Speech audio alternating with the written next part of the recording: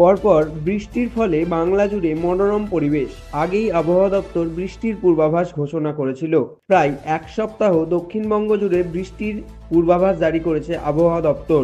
কলকাতা, হাওড়া, হুগলি সহ দক্ষিণের প্রায় প্রত্যেকটি জেলায় বজ্রবিদ্যুৎ সহ বৃষ্টি হতে পারে। কোনো কোনো জেলায় আবার দোসর হতে পারে ঝোড়ো হাওয়া। হাওয়া অফিস সূত্রে জানানো যাচ্ছে, আগামী 5ই মে অবধি দক্ষিণবঙ্গের প্রত্যেকটি জেলায় ঝড় বৃষ্টি হতে পারে।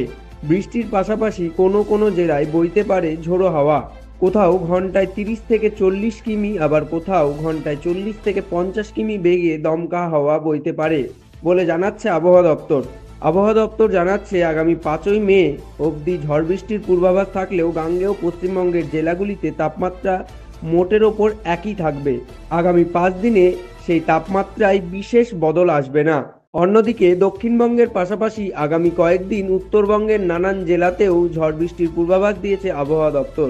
5ই মে অবধি উত্তরের নানান জেলায় বর্ষণ হতে পারে। দক্ষিণবঙ্গের মতোই উত্তরেও ঝড় বৃষ্টি সঙ্গী হতে পারে দমকা ঝোড়ো হাওয়া। Bureau report, Times Bangla.